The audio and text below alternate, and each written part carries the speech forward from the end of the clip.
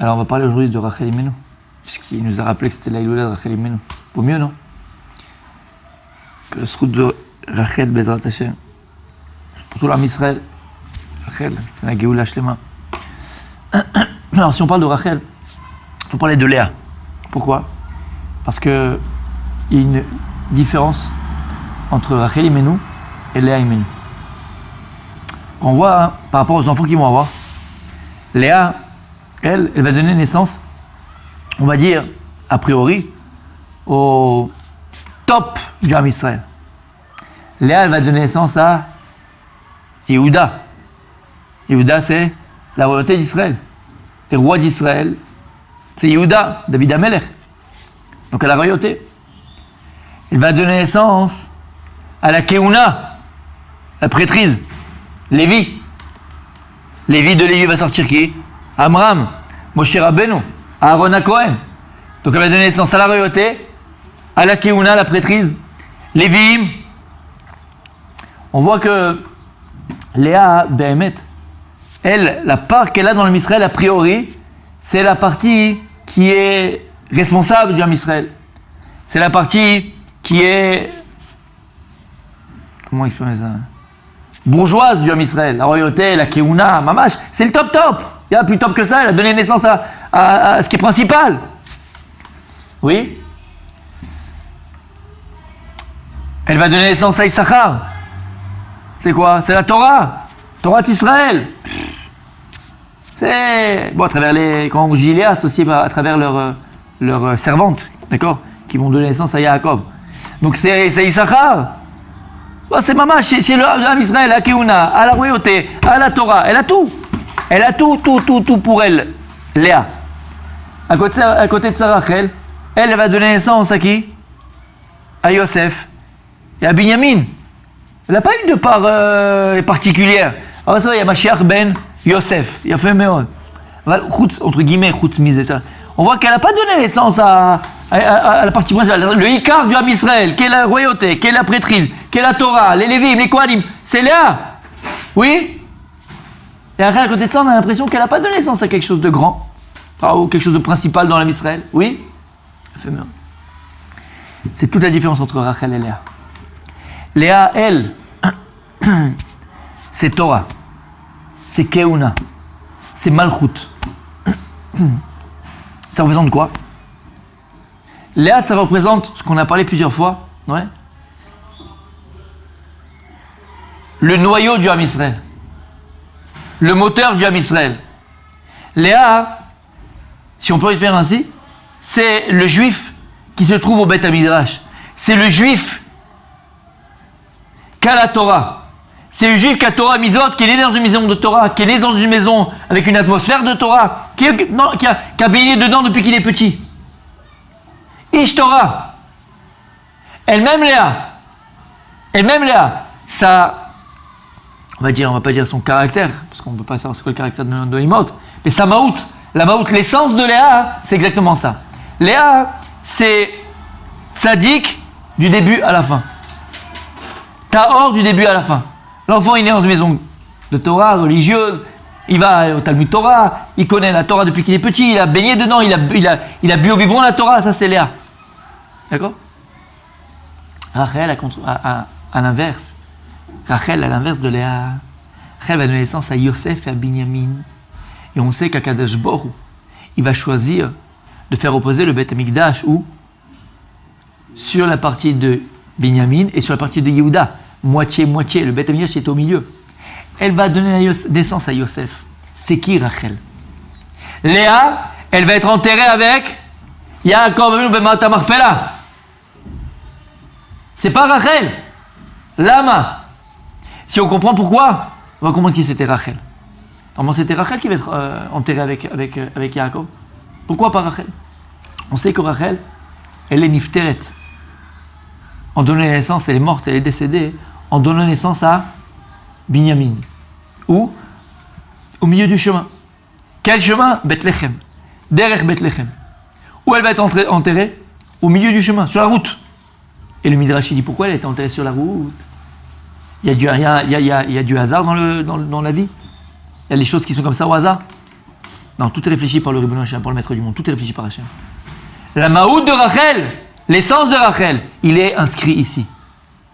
Pourquoi Rachel est enterrée au bord du chemin? Alors comme il dit le Midrash, pourquoi? Parce que lorsque l'âme Israël, pendant la destruction du premier Beth Amikdash, il va être exilé en Babylone. Il va être exilé. Par le deuxième. Rachel, qu'est-ce qu'elle va voir? Premier. Rachel, qu'est-ce qu'elle va voir? Elle va être au milieu du chemin. Et l'âme Israël va passer devant son kever. On va passer devant Rachel Imenu. Et lorsque Rachel Imenu va voir son peuple, ses enfants, enchaînés par leur ennemi et amenés en exil et être sortis d'Eretz Israël, alors à ce moment-là, le Midrash dit que tous les Avot, tous les patriarches vont venir chez Akadosh Baruch Hu. Ils vont dire à Hachem, aie pitié de ton peuple, regarde-moi ce que j'ai été capable de faire. Yitzhak qui va venir, il va dire, moi j'étais capable de me sacrifier pour toi. Abraham va dire, moi j'étais capable de sacrifier mon fils pour toi, Moshe Rabbeinu. Akadosh Baruch Hu, il va écouter personne. Jusqu'à que Rachel Imenu, elle va venir. Il va dire, Akadosh Baruch Hu, de quoi t'es jaloux? Parce qu'ils ont fait Avodah Zara, ils ont servi quoi? Du bois et de la pierre. Regarde-moi ce que j'ai été capable de faire. J'avais un mari, c'était Yaakov, et j'étais capable de le donner à ma sœur, Léa, et de ne pas la jalouser. Si moi j'étais capable de le faire, Kadosh Baruch Hu, toi t'es pas capable de le faire, de ne pas jalouser des idoles, Kaviachol. Et sur ça, Kadosh Baruch Hu dit, c'est ce qu'on appelle Marma Rachel, Ima Rachel, Maman Rachel. Bochal Banea, elle a pleuré sur ses enfants, et à Kadosh Baruch Hu, il a pardonné, il a donné un ketz, il a donné une limite à la première exil, au premier exil. 70 ans. Après 70 ans, on est revenu en Eretz Israël. Par le zchut et le mérite de qui? Rachel Imenu. Et c'est exactement pareil à la fin des temps. Par le mérite de Rachel Imenu. Maman Rachel, elle pleure pour ses enfants. Parce qu'encore une fois, c'est quoi la mot de Rachel? Pourquoi est-ce que Rachel a été enterrée au milieu du chemin? À l'inverse de Léa, qui elle, Léa, entre guillemets, elle s'occupe de sa maison. Elle s'occupe de celui qui est top. Elle s'occupe du Beth Midrash. Elle s'occupe de celui qui est dans la Torah depuis petit. Rachel Imenu, la Maout, son essence, c'est de s'occuper de chaque juif, de ne laisser aucun juif au bord du chemin sur le côté. Le kohar de Rachel, c'est un kohar d'être me'asef. Rachel, elle a la force de rassembler. Elle, Rachel Imenu, elle va chercher le juif qui est le plus lointain, le plus loin, même à Honolulu, même à Tombouctou, même en Thaïlande. Elle va le rechercher parce qu'elle comprend, elle sait que c'est un fils d'Hachem, et il a une Neshama Teora, une âme pure. Rachel Imenu, elle ne s'occupe pas du top du Ham Israël, elle s'occupe de tous du Ham Israël, de chaque juif du Ham Israël. Le corps de Rachel Imenu, c'est de s'occuper de chaque juif, de les ramener tous à la Torah, de les ramener tous à la Kadosh Baruch Hu. Chaque juif, on est un seul peuple. Ça, c'est le corps de Rachel Imenu. Et c'est pour ça que Rachel, elle va donner naissance à un fils unique dans l'histoire du Ham Israël qui s'appelle Yosef Hatzadik. Pourquoi Yosef, Lachon? Elle était là, t'as été content, là, tu fais le beau, là, tu fais le beau. Yosef. Ouais. Pourquoi Yosef Hatzadik? Il l'a appelé Yosef Lachon Asefal, les Sof, rassemblés. Le corps de Rachel, il est transmis à Yosef Hatzadik. Yosef Hatzadik, il a un corps, il avait une force, c'est quoi? De rassembler, de récupérer, d'être Me'asef. La preuve, c'est ce qu'il a fait en Égypte. Lorsqu'il y avait la famine, avant la famine arrive, qu'est-ce qu'il a fait? Il a été Me'asef, il a rassemblé toute la récolte d'Égypte dans un seul endroit. Ça, c'est au niveau gashmi, au niveau matériel. Au niveau rouchani, au niveau spirituel, le corps de Yosef Hatzadik, c'est la possibilité, la force, le potentiel de pouvoir ramener chaque juif et de le rassembler et de le ramener vers son père, un Kadosh Baruch Hu, vers la Torah. Yosef Hatzadik, c'est la Maout de sa mère. Il a l'essence spirituelle de Rachel Imenu, d'être capable de rassembler, de faire revenir chaque juif, de s'occuper de chaque juif. C'est pour ça que Mashiach ben Yosef, il viendra après Mashiach ben David. D'abord, c'est Mashiach ben David. Mashiach ben David, c'est d'abord le Mashiach, fils de Léa. Torah, Malchut, Mashiach ben David, il fera la guerre contre Gog ou Magog. Ensuite, c'est Mashiach ben Yosef. Pourquoi Mashiach ben Yosef? Parce que le tafkid de Mashiach ben Yosef, ça sera d'aller récupérer tous les juifs égarés. Tous les juifs égarés. Entendu? Attends, qu'est-ce que je me dis? Ah non, t'as raison, c'est toi qui as raison. Mais c'est l'inverse, je me suis trompé, Mechila. D'abord Mashiach ben Yosef, parce que d'abord Mashiach ben Yosef, il ramènera tous les juifs, exactement. Il ramènera tous les juifs vers la Torah. Il ira chercher le juif le plus lointain, celui qui a Honolulu, comme on a dit, celui qui a Ibiza en train de danser le samedi soir. Celui-là aussi, il s'occupera de lui. Celui-là aussi, il parlera de Torah. Celui-là aussi, il le ramènera vers la Torah. Celui-là aussi, il s'occupera de lui. Ensuite, comme tu l'as très bien dit, merci de m'avoir rééclairé, corrigé. Après, c'est Menachem ben David qui lui fera la guerre contre Gog et Magog. Quand l'armée Israël sera assemblée, on aura tous fait Teshuvah. C'est ça le corps de Yosef Hatzadik. Yosef Hatzadik, il a ce corps-là de sa mère Rachel. C'est ça toute la force et l'essence même de Rachel Imenu. Le corps de Rachel, c'est un corps de rassemblé, de rassembleur. Rachel, à l'inverse de Léa, elle, c'est quelqu'un qui va à l'extérieur, qui sort du Beth Midrash, qui a une Torah, mais qui la partage avec les autres. Pas seulement qu'il la partage avec les autres, qui va s'occuper de chacun de ses enfants. Chaque juif, il est unique. Chaque juif, c'est un fils de Dieu. Chaque fille du Ham Israël, chaque femme du Ham Israël, c'est une princesse, c'est une reine.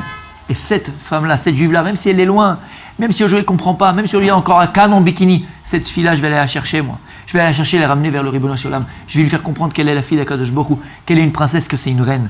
Ça, c'est le corps de Rachel Imenu. C'est pour ça qu'à Rachel Imenu, on fait une oula exceptionnelle. Pourquoi? Et le Ham Israël. Et c'est le seul endroit, pratiquement, en Israël, où tu peux voir au Kever Rachel des filles avec des jupes jusqu'au parterre, le col fermé, jusqu'au haut de poignet, déroulé. Et là-bas, eh ben, faites l'expérience, vous allez le voir. Tu as des filles avec des boucles d'oreilles dans le nez, dans le nombril, les cheveux un peu rouges, un peu le truc, et elles vont prier chez Baba Rachel. Comment c'est possible? Tu vois des gens là-bas qui sont à l'ouest, qui vont chez Rachel Imenu. C'est rare de voir ça. Pourquoi d'abord Rachel Imenu? C'est sa maout. Elle attire vers elle. Elle attire vers elle toutes les neshamot égarées du Ham Israël. Toutes les neshamot égarées du Ham Israël. Et c'est le moussard que nous on doit apprendre d'elle. Le moussard qu'on doit apprendre de Rachel Imenu, c'est de ne pas garder sa Torah que pour soi. Toi, tu as eu la chance d'avoir la Torah. Tu as eu la chance de goûter à la Torah. Maintenant, tu es amoureux de Dieu. Tu es amoureux de la Torah. Tu as eu la chance d'avoir ce trésor en toi. Tu n'as pas le droit de le garder. Tu n'as pas le droit de le garder. Ressemblons à Rachel Imenu. Ça fait Chabad. Mais ils n'ont rien inventé, les Chabad. Même ce qu'ils font, le travail extraordinaire qu'ils font. Mais ils n'ont rien inventé. C'est ce qu'elle dit de faire la Torah. Alors bien sûr, attention, il ne faut pas aller se brûler. Il faut que tu sois armé pour faire face au danger extérieur. Si même tu es fébrile, si même tu es fragile, tu ne vas pas aller t'amuser à faire le malin dans des endroits où il ne faut pas que tu ailles, ou même parler avec des gens avec qui il ne faut pas que tu parles. Parce que peut-être qu'eux, ils ont des arguments que toi tu n'as pas, ils vont te bouffer. Non, on n'est pas en train de dire ça. Mais il n'existe pas une personne qui ne peut pas donner. Tu es dans un collège, tu es au Beth Midrash, tu étudies 1 heure par jour, tu es dans un séminaire, où que tu sois, tu as pris de la Torah, toi tu as de la Torah, il existe forcément une personne qui est en dessous de toi. Un de tes proches, une cousine, un cousin, un grand-père, une grand-mère, une voisine, un voisin, un ami, à la synagogue. Impossible qu'il n'y ait pas une personne qui est capable de recevoir de toi à qui tu ne peux pas donner.